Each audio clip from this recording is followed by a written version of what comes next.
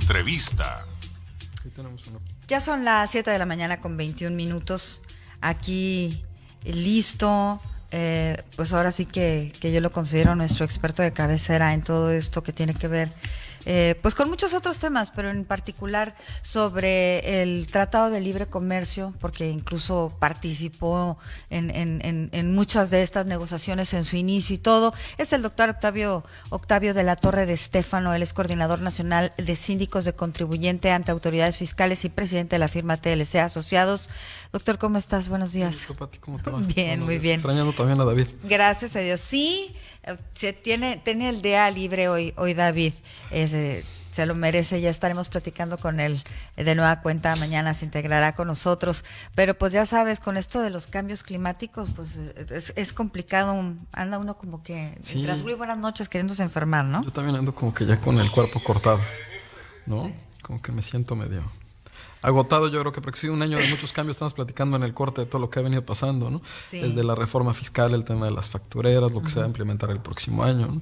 El TEMEC, bueno, Claro. la designación de la jefa del SAT el día de hoy, la propuesta que se hace de la jefa ¿Qué del te SAT. parece si hablamos un poquito de todo? Claro. Pero arrancamos con esto que tiene que ver, yo te diría también, igual y no tiene ninguna relación, pero dímelo tú, ahora que ya definieron en el Congreso en Estados Unidos que le van a hacer juicio político a Donald Trump, ¿eso influye o no influye? Que luego le preguntaban a la gente de San Diego y decían algunos, qué mal, que otros, pero qué bueno que le hagan juicio político a Trump, como que la gente no entiende qué repercusiones podría haber. Bueno, sí sabemos que en el Senado podrían definir que Donald Trump finalmente dejara la presidencia, lo cual se ve difícil. Pero a nosotros, nuestra relación con Estados Unidos, el tema del TEMEC, por ejemplo, que se acaba ahí de firmar, ¿tú cómo lo ves esto? ¿Influye o no? Desde mi punto de vista no tendría por qué influir. Incluso ya en las comisiones ya fue aprobado. Acuérdate que se presenta en Estados Unidos una ley en particular para implementación del TEMEC. A diferencia de México, hay una ley donde te dice cómo se va a implementar, de qué manera, qué recursos vas a requerir para que se pueda implementar en Estados Unidos, y también se acompaña el acuerdo completo. Entonces esto ya fue aprobado por las comisiones. Estamos esperando que esta semana se suba al Congreso y pues esperaríamos que tuviera una respuesta favorable. Obviamente todavía tendría que pasar con los senadores. Eso seguramente se va a dar el próximo año. Yo, así como aposté contigo que me debes una cena, por cierto, yo voy a que el próximo año, por ahí de febrero, estaría posiblemente ratificándose por el Senado en Estados Unidos. Tiene que pasar por las dos cámaras, entonces ese proceso lo tiene que cumplir.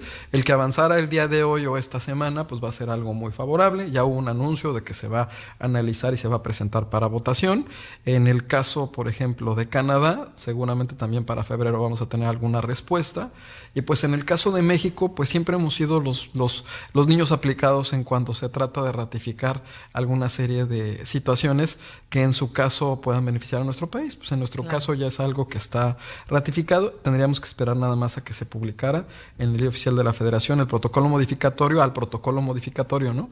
Eso sería en lo que estaríamos. Es una negociación que, si recuerdas, Pati, empezamos el 15 de agosto del 2017, ¿no? O sea, ya tenemos varios años. El 30 de noviembre del 2018, el presidente Peña firma en Buenos Aires el cierre de la negociación del Telecán 2.0 al TEMEC. Y pues nos vamos exactamente hasta ahora, al 29 de enero del 2019, en donde se inicia un proceso de ratificación que tiene ciertas características. El protocolo como tal modificado en México, pues lo ratificamos el 10 de diciembre del 2019, y bueno, ya en Estados Unidos, el 17 de diciembre de 2019, el Comité de Medios y Árbitros de la Cámara de Representantes aprueba esta legislación para que se vote en el pleno de su Congreso en Estados Unidos. Entonces sí va muy rápido, como lo decía nuestro presidente Andrés Manuel López Obrador, y como lo manejaba también el secretario de Hacienda Arturo Herrera y el subsecretario Seade, que esto iba a avanzar muy rápido, pero tiene que cumplir con un proceso. A ver, pero explícanos, porque cuando veíamos esta última firma, donde incluso estaba el presidente López Obrador, finalmente la aprobación en comisiones y a la par estaba dándose la detención de Genaro García Luna, fue algo así como que, wow, por fin un respiro, ¿no? Para el gobierno federal, algo positivo, para que después dijeran que había una letra pequeña, ¿no? Que es este tema del International Bill, ¿cómo se llama? y Implementing Bill, y que eso tenía que ver de que van a mandar, decía, ¿no? Algunos analistas, espías a México a investigar esto. Esto siempre ha sido así, porque el tratado se está ratificando, hubo una evolución, pero pues existe desde hace tiempo, ¿no? Sí, pero hay capítulos que son nuevos. Uno de los capítulos novedosos en los que puso mayor insistencia Estados Unidos y Canadá fue el capítulo laboral. Sí. Ese capítulo laboral nos obligamos nosotros a hacer una serie de reformas, nada más México, en materia laboral, para que el TMEC pudiera ser ratificado por Estados Unidos y Canadá. Esto nos obligamos en noviembre del año pasado, con el presidente Peña y con el secretario de Alfonso Guajardo. Fue una obligación que México, un compromiso que México hizo, y en el documento se establece que es una carta, el anexo 23 del capítulo 23 laboral, que establece que tenemos que implementar una reforma. Se da una reforma. Claro. Se da toda una reforma y nosotros ratificamos en nuestro Senado hasta junio del otro año, de este año, ratificamos el protocolo porque se da una reforma laboral. ¿Qué sucede entre junio y el día de hoy? Que obviamente con la situación política en Estados Unidos, pues se abre una brecha para pretender revisar algunos aspectos que ellos consideraban fundamentales de esta negociación que ya estaba firmada, dentro de los que se encuentra el tema laboral. En el tema laboral, de manera particular, pues la preocupación que tienen ellos pues está vinculada con los contratos colectivos, con la designación de líderes sindicales y con los temas de violencia dentro de las plantas. Entonces ellos abren esta es uno de tantos puntos que se terminan negociando y modificando ahorita, ¿no? Es uno de tantos puntos. Esto obviamente a petición de los demócratas en Estados Unidos y posteriormente apoyado por los republicanos. Los republicanos meten el tema del acero, por ejemplo, ¿no? También ahorita platicamos. En el tema, entonces, ¿qué pasa? Que en el momento que nosotros cerramos por como el tratado, por como es nuestro sistema jurídico y como es el de Estados Unidos, que es un sistema jurídico más basado en precedentes, en common law, en Estados Unidos se requiere que el tratado lleve consigo un mecanismo de implementación. En México se le pueden llamar reglamentos uniformes, ¿sí? Es similar. Entonces, dentro de esta implementación es donde se establece que vienen estos agregados a las embajadas que se tienen en México por parte de Estados Unidos y los consulados. Los agregados es una figura que ya existe dentro del derecho internacional, es una figura que, como lo dijo el subsecretario, ¿no? Está sujeta también a una aprobación por parte de nuestro país, y es una figura que es una figura de apoyo, como nosotros tenemos en los consulados también agregados, que también ayudan a nuestros connacionales con algunas situaciones. Eso se establece dentro de la implementación. Ahora, ¿qué pasa?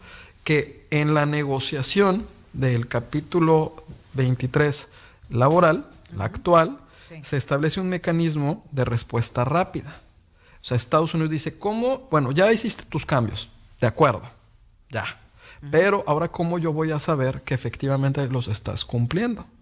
Es un mecanismo bilateral. Nosotros podemos hacer lo mismo con Estados Unidos en el campo de Estados Unidos y con nuestros migrantes en Estados Unidos en las plantaciones, que seguramente también no ganan el salario mínimo y no tienen prestaciones. Lo mío es bilateral. Y lo tenemos también con Canadá. Se negoció no entre los tres. Se negoció México con Estados Unidos. Llegamos a un acuerdo, México con Canadá llegamos a un acuerdo. Y establecen este mecanismo de respuesta rápida, mediante el cual los países van a poder presentar alguna denuncia de buena fe en donde establezcan que se está incumpliendo o que se encuentra un tema de violencia o que se tiene también una situación en cuanto a la designación del líder sindical, la elección del sindicato dentro de las plantas en México, en lo que es industria, minería y servicios. Ojo, servicios, porque aquí entra el transporte en México. Entonces dicen, bueno, vamos a hacer un mecanismo de respuesta rápida donde México pueda denunciar a través de estos paneles. En estos paneles están conformados por mexicanos, estadounidenses y un tercero que no va a ser de la región de Norteamérica para tener una persona imparcial, ¿no? Y es una lista de panelistas que se va a publicar por cierto tiempo. O sea, no es como que el que querramos, ¿no? Hay un protocolo para designar los panelistas. Y en estos mecanismos de respuesta rápida, que son muy ágiles, se va a definir si efectivamente alguna de las plantas está incumpliendo con alguna de las obligaciones que se establecieron en el tratado. Pero es de buena fe, no es tener a uno de los países con el pie en el cuello, Estados Unidos. ¿Sabes? A México. No, es de buena fe porque pues finalmente, se está buscando que en el empresario se cumplan ciertas condiciones en temas sindicales, pero lo que puede ser peligroso es que a ti te pueden señalar y tú tienes la obligación de demostrar tu inocencia. O sea, la presunción de inocencia no aplica de la manera en la que nosotros estamos acostumbrados. Claro. Yo puedo señalarte, Pati, que tú aquí en Uniradio estás haciendo este tipo de prácticas en términos de servicios, que tienes un sindicato que no cumple, ¿no? Y eso va a generar el que tú, Pati, con esta empresa tenga que demostrar en estos paneles, ¿no? Si no se llega a un acuerdo, el que efectivamente sí están cumpliendo con las condiciones que se establecieron.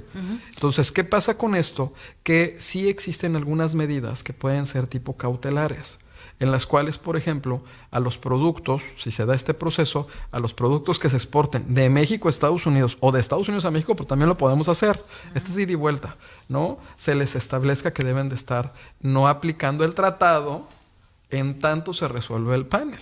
Y cuando pero sigues importando y exportando. Sí. ¿Sí? Es un tema de impuestos. Es como si estuvieras guardando el impuesto y cuando se resuelva, bueno, pues ese impuesto te es en su caso devuelto. Ahora, si se da en más de un cierto número de ocasiones esta conducta reiterada de una planta o de una empresa en varias plantas, ¿qué implicaciones habría? Bloqueo. O sea, se puede dar en su caso un esquema de bloqueo hasta en tanto no se corrija la situación. Esto, vuelvo a decirlo, es un mecanismo de solución de controversias moderno, es un mecanismo de solución de controversias que en una época de proteccionismo se está impulsando, ¿no? Que Estados Unidos accedió, pero es un mecanismo de solución de controversias rápido, que es de ida y vuelta.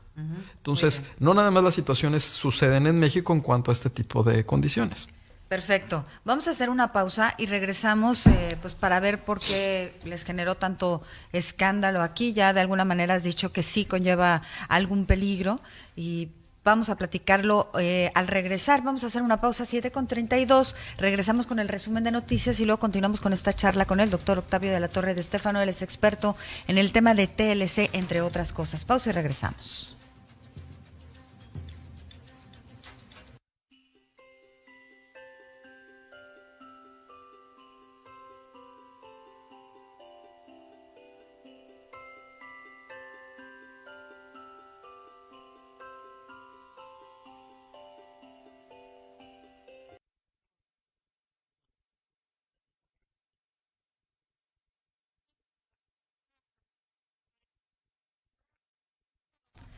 Este resumen de noticias es traído a ti por Intercam Banco, más de lo que piensas.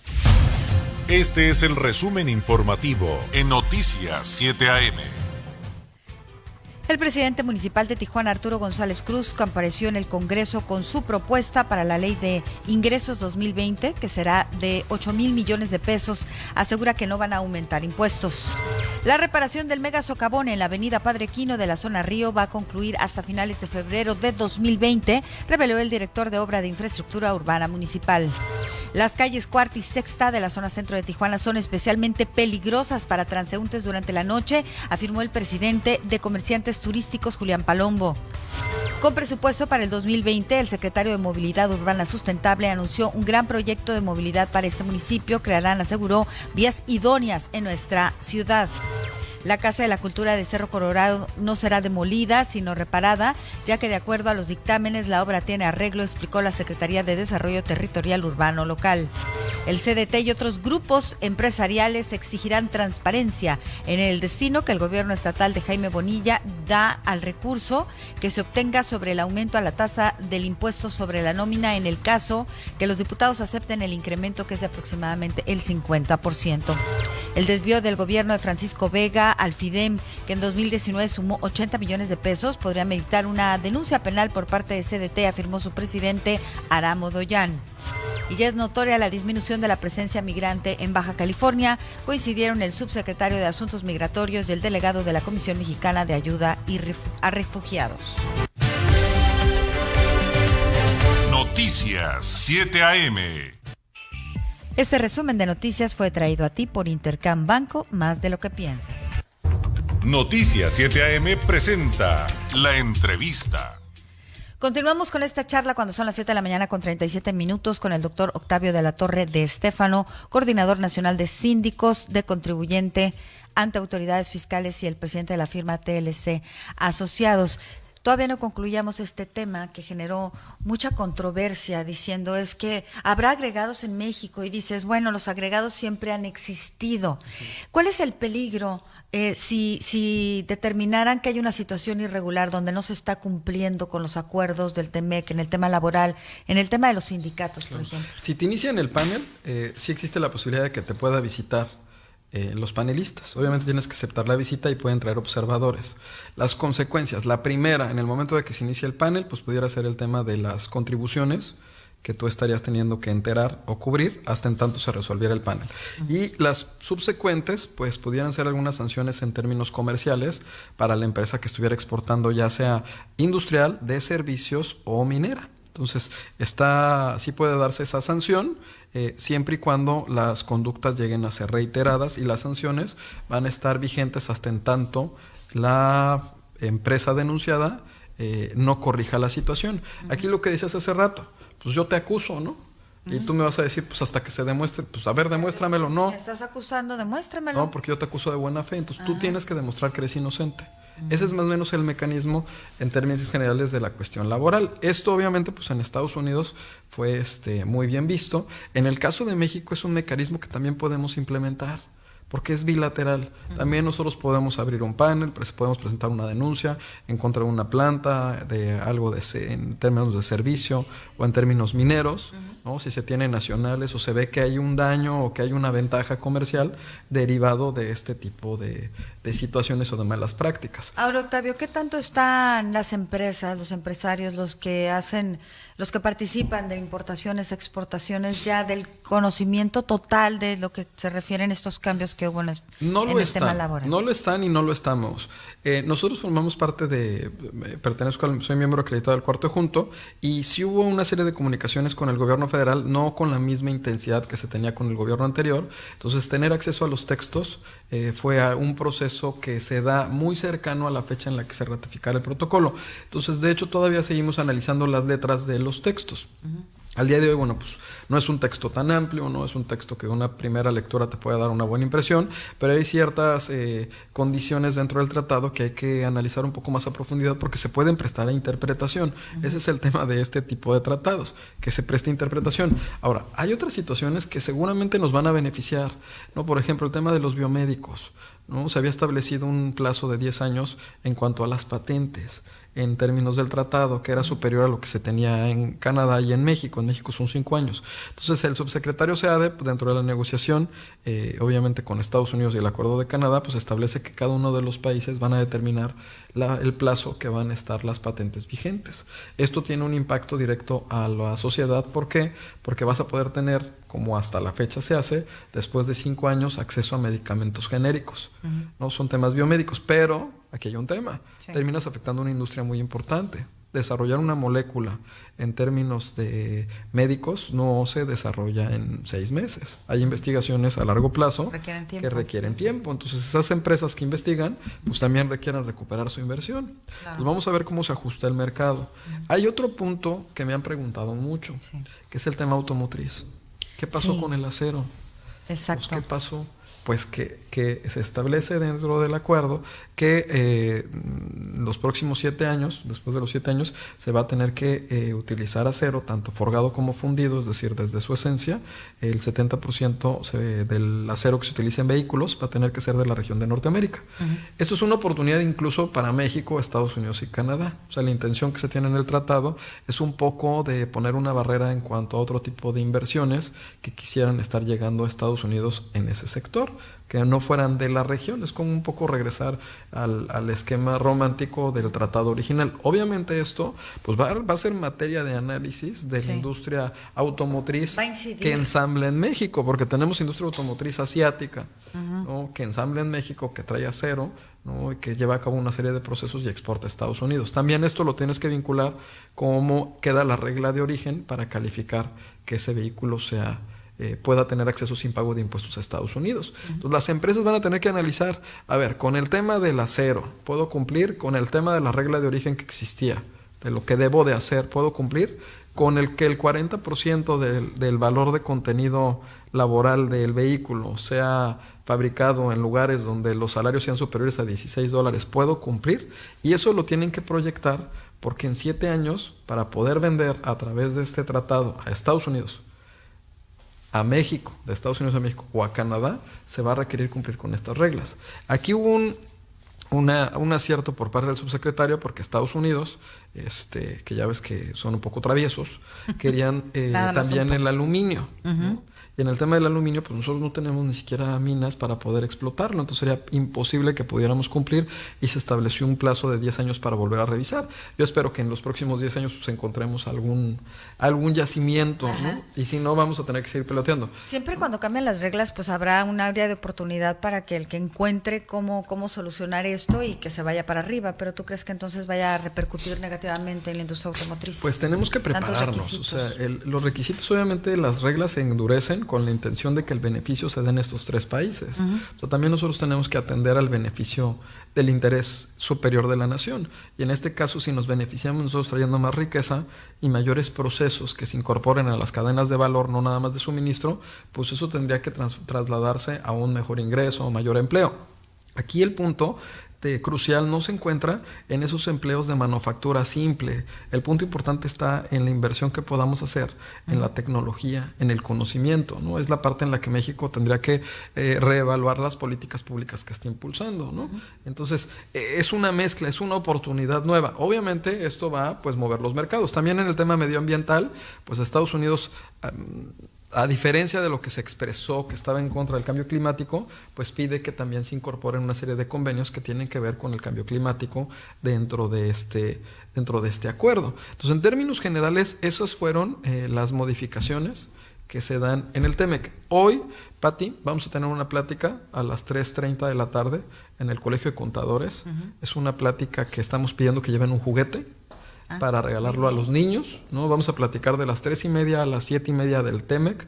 Vamos a responder todas las dudas. Si no las respondemos y las aclaramos, pues los vamos a confundir más, como estamos nosotros. Vamos a tratar de ayudarles a los empresarios. Sí, claro. Está dirigido a amas de casa, porque esto, el TEMEC abarca todo lo que respiramos en la frontera. Claro. Estamos involucrados hasta la señora que vende los taquitos sudados afuera de cualquier establecimiento tiene relación con este acuerdo, claro, por la forma en la que está integrada la frontera. Y será muy interesante que acudan a esta charla, porque como decíamos, pues todavía tienen que revisar bien el documento, entenderle, y ustedes les van a ayudar a los empresarios para que puedan cumplir. Prácticamente se nos acabó el tiempo, Octavio, o sea que vamos a dejar el tema de la reforma fiscal 2020 para después, porque también es otro tema importante que queremos tratar contigo. Pero esto del aumento al salario mínimo, ¿también tiene que ver con el TEMEC entonces? No, el tema del Alberto al salario mínimo yo creo que está relacionado con el recuperar un poco el salario de los trabajadores, ¿no? Por la tendencia que se ha venido manejando. Hay que estar pendientes, se establece que no se va a generar un esquema inflacionario, hay que estar pendientes con esto. Obviamente, pues siempre es bueno incrementar los salarios siempre y cuando exista producción, existan servicios y se genere rentabilidad. O sea, aquí yo creo que México tiene que empezar a evaluar un poco qué vamos a hacer diferente para poder retomar el camino en cuanto a crecimiento, ¿no? Y la otra parte es pues convocar a todos, no competimos unos con otros. Aquí todos colaboramos y todos somos mexicanos, tanto los empresarios como el sector público, como el que no se siente empresario, porque empresario, insisto, es el que tiene la carretita y te vende unas tostadas, ese es empresario, claro, y paga sueldos. Y esa es la actitud, ¿no? Entonces la actitud tiene que ser una actitud en cuanto a qué vamos a hacer entre todos para poder modificar y tratar de evitar que nos mantengamos en un esquema de polarización. Es importante leer, chicos. Es una situación que tenemos en México complicada. Ya no nos gusta leer. Entonces siempre estamos tratando de aprender o de entender de lo que nos dijeron y el que nos dijo, porque aparte nos gusta el chisme.